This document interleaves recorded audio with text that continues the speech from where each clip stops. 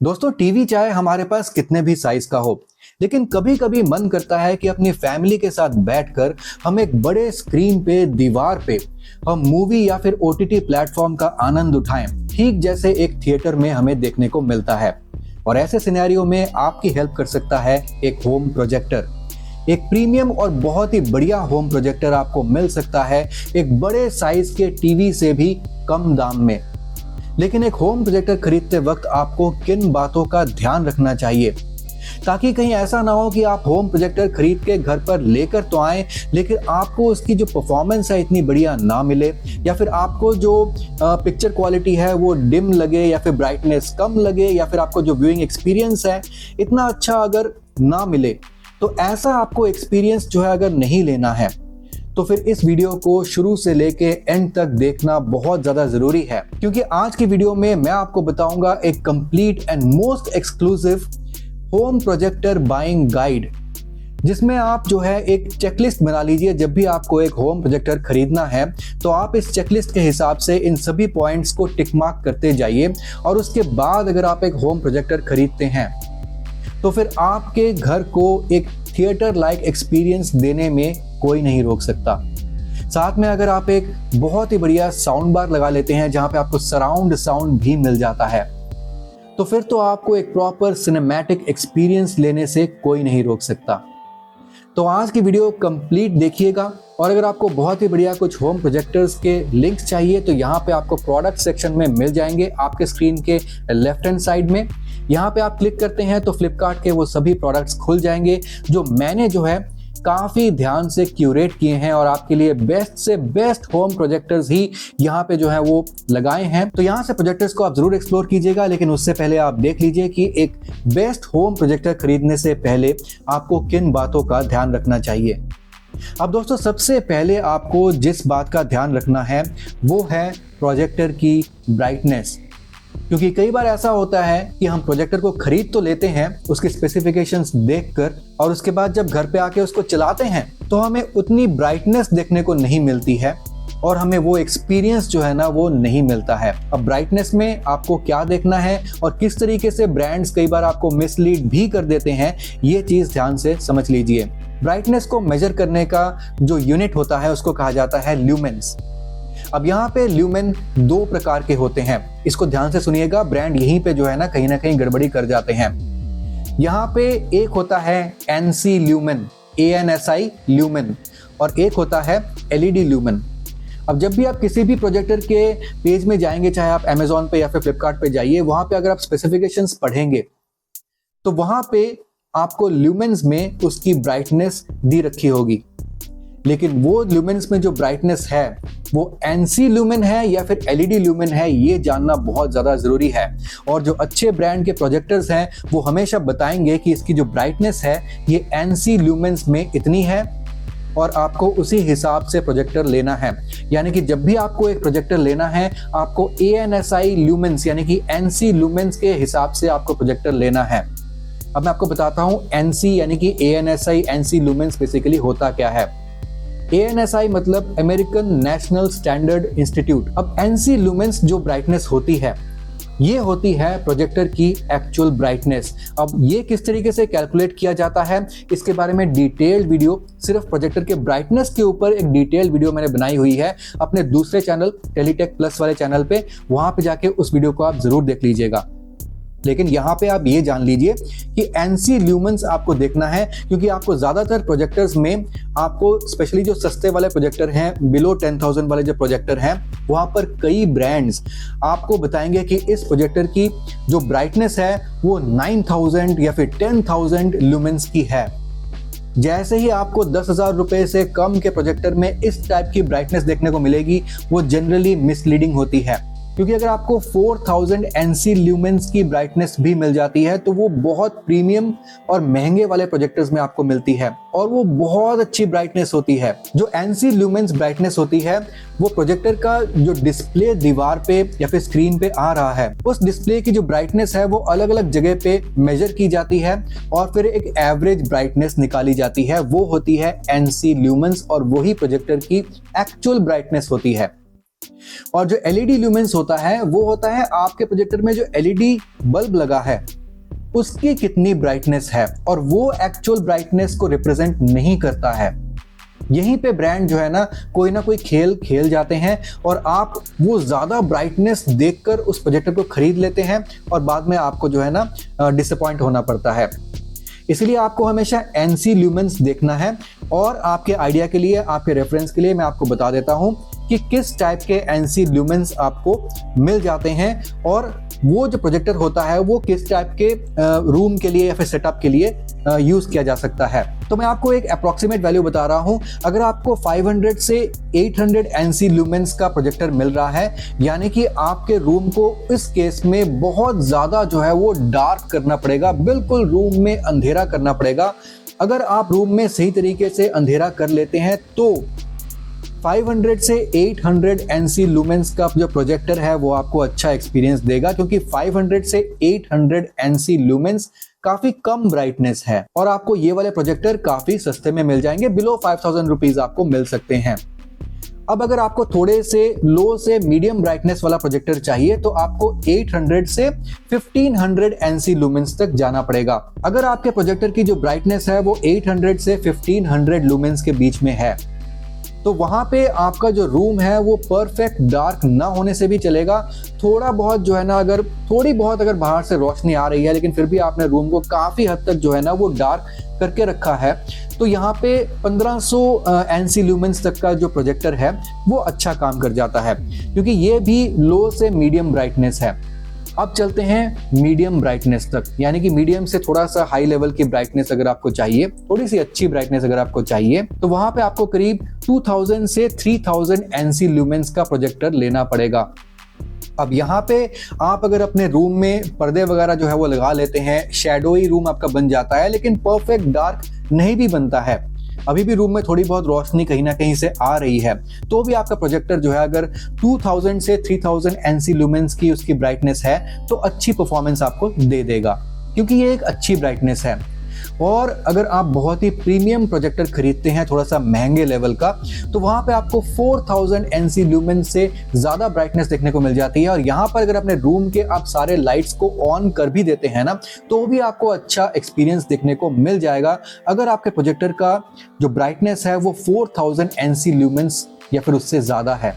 You can take this for granted कि अगर वहां पे 9000 ल्यूमेंस बताया जा रहा है 10,000 से कम वाले प्रोजेक्टर्स में, तो उसकी एक्चुअल एनसी ल्यूमेंस करीब 800 से 1000 ल्यूमेंस तक की होगी। हालांकि ब्रांड उसको 9000 मेंशन कर रहा है, क्योंकि 9000 is just LED lumens, not NC lumens. तो आई होप मैं आपको इस चीज को सही तरीके से समझा पाया। जो मेरी ब्राइटनेस वाली प्रॉपर वीडियो है जो टेलीटेक प्लस वाले चैनल पे आ रही है, आप उसको जरूर देख लीजिएगा, उससे आपको ये और भी ज्यादा क्लियर हो जाएगा। वहां पे मैंने काफी डिटेल में इस पॉइंट को डिस्कस किया है। इस पॉइंट पे मैंने ज्यादा टाइम इसलिए लगाया क्योंकि ये बहुत इंपॉर्टेंट पॉइंट है।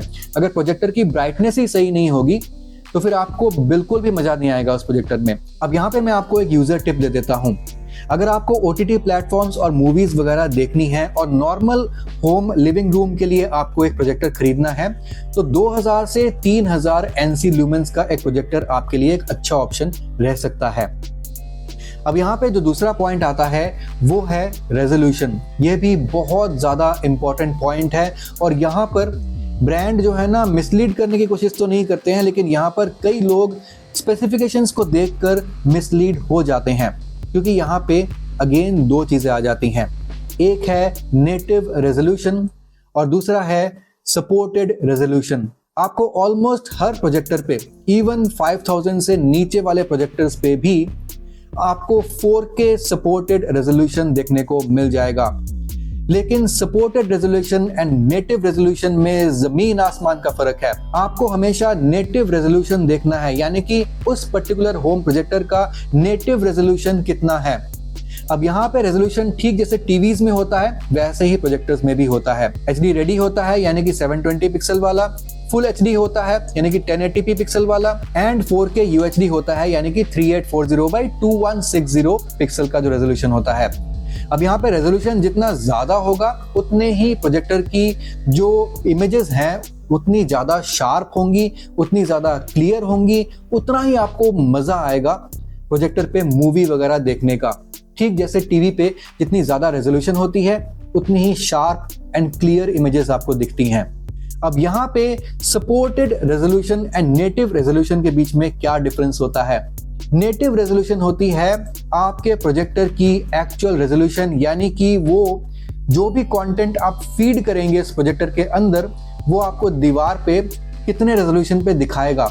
क्या वो आपको HD रेडी पे दिखाएगा, क्या वो आपको फुल HD पे दिखाएगा, या फिर वो आपको दिखाएगा 4K पे।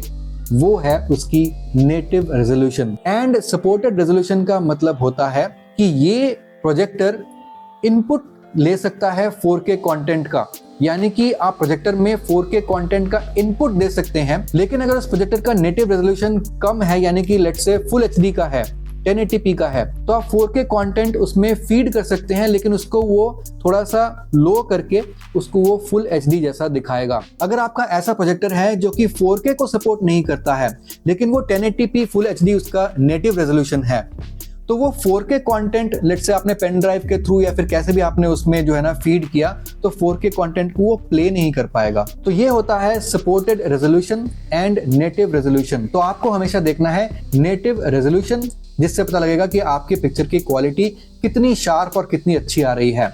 लेकिन सपोर्टिव रेजोल्यूशन भी जरूरी है, 4K सपोर्टेड होना चाहिए, ताकि आप कुछ भी जो है ना, इवन 4K कंटेंट आजकल काफी इजीली अवेलेबल है, उसको भी अगर आप फीड करते हैं प्रोजेक्टर के अंदर तो वो भी जो है ना आपके सामने चाहे वो फुल HD जैसा ही दिखाए, लेकिन वो दिखाना चाहिए। तो ये होता है आपका native resolution and supported resolution. अब आ जाते हैं हमारे नेक्स्ट पॉइंट पे। अब जो नेक्स्ट पॉइंट है वो है कॉन्ट्रास्ट रेशियो।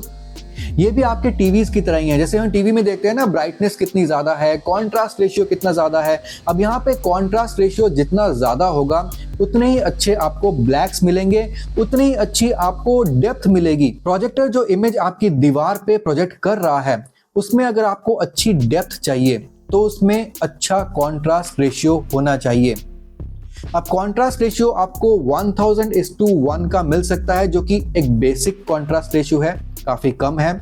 आपको 5000:1 से लेके 10,000:1 का मिल सकता है, जो कि गुड है। काफी डार्क सीन्स भी आपको काफी अच्छे जो है ना ब्लैक्स उसमें अच्छे देखने को मिलेंगे। आपका जो कॉन्ट्रास्ट रेशियो है वो 10,000:1 से ज्यादा का भी हो सकता है, और वहां पे तो आपको बहुत ही अच्छे OLED टाइप की क्वालिटी मिलेगी, जहां पे आपको एक तरह से काफी हद तक परफेक्ट डार्क्स जो है देखने को मिलेंगे, जिससे आपका जो व्यूइंग एक्सपीरियंस है बहुत ही अच्छा आएगा, क्योंकि आपको जो ओवरऑल जो इमेजेस की जो डेप्थ है वो आपको बहुत अच्छी देखने को मिलेगी और ओवरऑल व्यूइंग एक्सपीरियंस आपका बहुत अच्छा आएगा।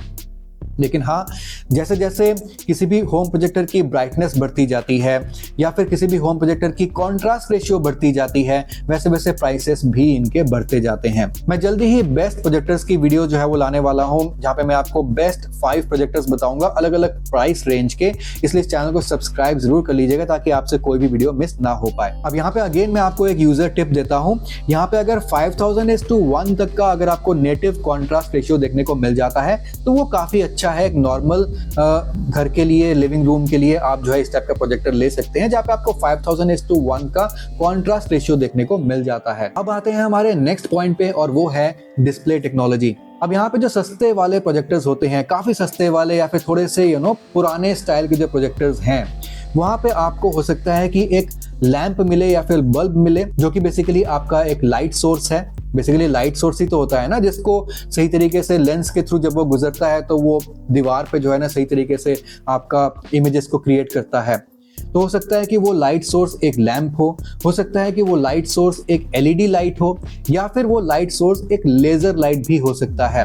कोशिश कीजिए कि आप इस टाइप का होम प्रोजेक्टर लें जहां पे आपको इधर LED या फिर लेजर लाइट मिल रही है। लेजर लाइट वाले होम प्रोजेक्टर्स काफी महंगे आते हैं, तो एक यूजर टिप ये है कि नॉर्मल लिविंग रूम या फिर नॉर्मल घर में अगर आपको फैमिली के साथ देखना है तो आप एक LED वाला जो है होम प्रोजेक्टर ले सकते हैं। और आपको LED लाइट सोर्स में जनरली काफी लॉन्ग लाइफ देखने को मिलती है, जो कि 20,000 से 30,000 घंटे तक की लाइफ यहाँ पे आपको देखने को मिल जाती है। तो इनमें आपको मेंटेनेंस कम करना पड़ता है, बार बार जो है ना बल्ब को चेंज करने का कोई टेंशन नहीं होता है कि बल्ब खराब हो गया चेंज करना पड़ा, तो काफी ड्यूरेबल होते हैं। और लेजर प्रोजेक्टर्स तो और भी बहुत ज्यादा ड्यूरेबल होते हैं।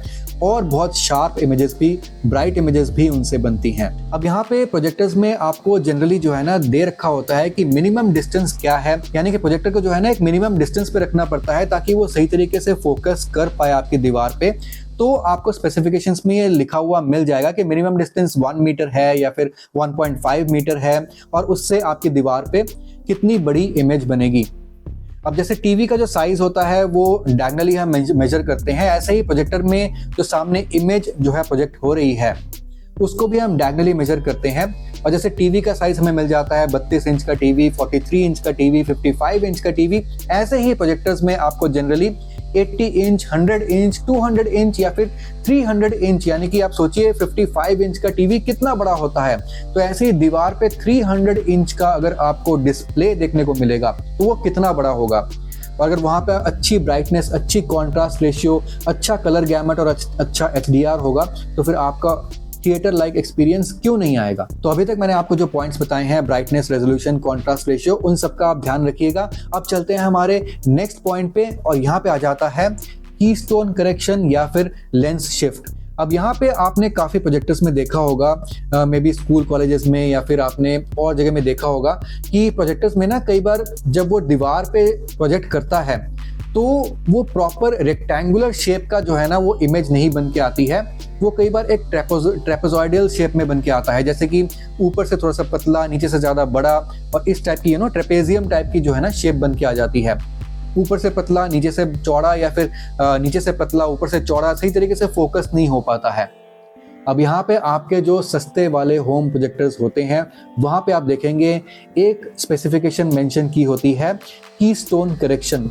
आपके सस्ते वाले होम प्रोजेक्टर्स में कीस्टोन करेक्शन आपको देखने को मिल जाता है। बेसिकली वहाँ पर जब आपका जो प्रोजेक्टर है वो जब दीवार पे प्रोजेक्ट करता है कोई भी इमेज को, तो वो परफेक्ट रेक्टेंगुलर बनाने के लिए उसको जो है ना एडजस्ट किया जाता है, थोड़ा सा लेफ्ट एडजस्ट, थोड़ा सा राइट एडजस्ट। वो काफ़ी एडजस्टमेंट करने में थोड़ा सा टाइम लग जाता है, थोड़ा सा टाइम कंज्यूमिंग होता है। हाँ, लेकिन सस्ते प्रोजेक्टर हैं तो आपको जो है ना ये इतना अच्छा एडवांटेज नहीं मिलता है।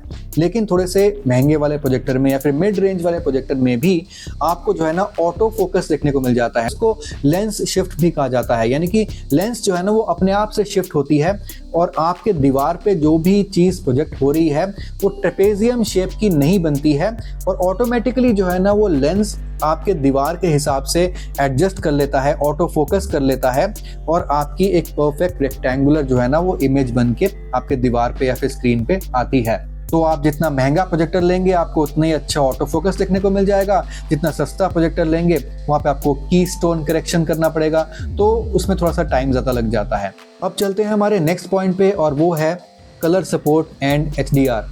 HDR यानी कि हाई डायनामिक रेंज। बेसिकली आपके जो भी इमेज आप देख रहे हैं, जो भी वीडियो आप देख रहे हैं, वहाँ पे जो ब्राइट सेक्शन है एंड जो डार्क सेक्शंस हैं उनके बीच में जितना ज़्यादा डिफरेंस देखने को मिलेगा उतना ही अच्छा आपको व्यूइंग एक्सपीरियंस भी मिलेगा। तो यही होता है HDR सपोर्ट। अब यहाँ पे जैसे टीवी में आपको HDR सपोर्ट मिलता है HDR10 का, HDR10+ का या फिर डॉल्बी विजन, तो ऐसा ही आपको प्रोजेक्टर्स में भी देखने को मिल जाता है। वो तो आपका जितना अच्छा HDR सपोर्ट होगा, HDR10 उससे अच्छा, HDR10+, उससे अच्छा डॉल्बी विजन, तो उतना ही अच्छा है। ऑफ कोर्स आपका जो होम प्रोजेक्टर है वो उतना ही महंगा भी होगा। और कलर गैमेट में भी आपका जो है ना कलर गैमेट जितना अच्छा होगा, जितना वाइड कलर गैमेट होगा उतना ही बढ़िया है। अगेन वहाँ पे टीवी की तरह ही DCI P3 और अलग अलग जो है ना कलर गैमेट के जो है ना चीज़ें आ जाती हैं, तो वो मैं आपको जब बेस्ट प्रोजेक्टर्स की वीडियो बनाऊंगा तब मैं आपको बताऊंगा। अब हमारा जो नेक्स्ट पॉइंट है वो है कनेक्टिविटी। कनेक्टिविटी देखना भी बहुत ज़्यादा ज़रूरी है, क्योंकि आपने अपने प्रोजेक्टर के साथ अलग अलग डिवाइसेस कनेक्ट करने होते हैं और उससे इनपुट देना होता है ताकि वो आउटपुट आपको दीवार पे देखने को मिले। अब वो इनपुट हो सकता है कि आप लैपटॉप से दें, हो सकता है कि सेट टॉप बॉक्स से दें, हो सकता है कि आप USB पेन ड्राइव से दें, या फिर आपको अलग अलग जगह से जो है ना इनपुट देने की जरूरत पड़ सकती है। तो जितने कनेक्टिविटी ऑप्शंस आपके होम प्रोजेक्टर में होंगे उतना ही बेहतर है। अब यहाँ पे कई बार अपने होम प्रोजेक्टर को ब्लूटूथ के थ्रू हमें कनेक्ट करना पड़ता है कुछ एक्सटर्नल स्पीकर्स के साथ, तो एक ब्लूटूथ भी होना चाहिए, और प्रोजेक्टर के साथ जो है ना डुअल बैंड वाईफाई का कनेक्शन भी होना चाहिए। तो इसीलिए HDMI ports, USB ports, 3.5mm jack, Bluetooth, wifi, ये सब जो है कनेक्टिविटी ऑप्शंस आपके होम प्रोजेक्टर पे होने चाहिए, बहुत ज़रूरी है। अगला पॉइंट आ जाता है वो है ऑडियो। तो यहाँ पे आप किसी भी प्रोजेक्टर के इनबिल्ट ऑडियो पे डिपेंड मत कीजिए, क्योंकि प्रोजेक्टर्स पे जनरली ऑडियो 5 वॉट की या फिर 10 वॉट की ही आपको देखने को मिलती है। तो जनरली अगर आप एक बेसिक सा जो है ना साउंड बार भी खरीद लेते हैं तो भी आपको जो है ना एक अच्छी ऑडियो मिल सकती है और होम प्रोजेक्टर से आप एक होम थिएटर टाइप का जो है ना फीलिंग ले सकते हैं। अब आ जाता है अगला पॉइंट और वो है रिफ्रेश रेट। अगेन यहाँ पे टीवी की तरह ही आपको अगर 60 हर्ट्ज का रिफ्रेश रेट मिलता है तो नॉर्मल होम व्यूइंग के लिए ये काफ़ी अच्छा है, टीवी व्यूइंग के लिए काफ़ी अच्छा है। अगर 120 हर्ट्ज का मिल जाता है तो गेमिंग के लिए भी अच्छा है, और अगर हाई स्पीड स्पोर्ट्स वगैरह अगर आप देखते हैं तो स्पोर्ट्स वगैरह में भी आपको जो है ना काफ़ी अच्छी क्लैरिटी देखने को मिल जाती है अगर आपका जो रिफ्रेश रेट है वो 120 हर्ट्ज या फिर उससे ज़्यादा का अगर आपको मिलता है। डेफिनेटली आपका जो प्रोजेक्टर है वो महंगा भी ज़्यादा आपको मिलेगा जितनी अच्छी रिफ्रेश रेट आपको मिलेगी। मेरे हिसाब से 60 हर्ट्ज तक का रिफ्रेश रेट काफ़ी होता है फॉर नॉर्मल टीवी व्यूइंग। अब यहाँ पे जो नेक्स्ट पॉइंट आ जाता है वो है warranty and after sale support. अब यहाँ पे कई ब्रांड्स आपको जो है ना ओवरऑल प्रोजेक्टर पे वारंटी दे देती है, जैसे कि 1 से 3 साल की वारंटी आपको कई बार देखने को मिल जाती है। कई जो ब्रांड्स है वो अलग से आपको जो उसका लैंप है या फिर एलईडी बल्ब है उस पे भी आपको वारंटी दे देती है। और यहाँ पे आपको सर्विस नेटवर्क भी देखना होता है, यानी कि ऑल ओवर इंडिया उसका सर्विस नेटवर्क कैसा है। अब यहाँ पे कमेंट सेक्शन पे आप मुझसे ये मत पूछिएगा कि सर इस प्रोजेक्टर का सर्विस नेटवर्क कैसा है, इस प्रोजेक्टर का सर्विस कैसा है, क्योंकि यहाँ पर आप जो भी प्रोजेक्टर अपने लिए शॉर्टलिस्ट कर रहे हैं आप बस उसके ब्रांड के जो है ना वेबसाइट पे आप जाइए, कॉन्टैक्ट अस वाले सेक्शन पे जाइए और देखिए कि उसकी जो सर्विस सेंटर्स हैं वो इंडिया में कहाँ कहाँ लोकेटेड हैं। तो वहाँ से आप पता लगा सकते हैं कि आपके शहर में अगर उसका जो सर्विस सेंटर है अगर वो है तो आप बेझिझक जो है ना उस प्रोजेक्टर को जो है वो खरीद सकते हैं। तो आपकी टॉप प्रायोरिटी लिस्ट में क्या होना चाहिए? जो ब्राइटनेस है वो करीब 2500 से 3000 एनसी लुमेंस की, जो रेजोल्यूशन है वो नेटिव रेजोल्यूशन कम से कम 1080p रेजोल्यूशन की, जो कॉन्ट्रास्ट रेशियो है वो करीब 5000:1 का हो बेहतर है, जो आपका लाइट सोर्स है वो या तो एलईडी या फिर लेजर होना चाहिए, जो कनेक्टिविटी ऑप्शंस है वहां पे आपको HDMI, Bluetooth and USB connectivity मिलनी चाहिए, एंड आपका एक गुड ऑडियो आउटपुट के लिए एक साउंड बार भी होना चाहिए। तो ये आपकी एक क्विक चेकलिस्ट भी मैंने आपको बता दी। तो आशा करता हूं कि आज की वीडियो के बाद आपको कोई टेंशन लेने की जरूरत नहीं पड़ेगी और आप अपने लिए खुद से चूज कर पाएंगे एक बेस्ट से बेस्ट होम प्रोजेक्टर। तो यही था एक complete and most exclusive best home projector buying guide. मैं आपसे मिलता हूं अगली वीडियो में, तब तक के लिए सुदीप साइनिंग ऑफ।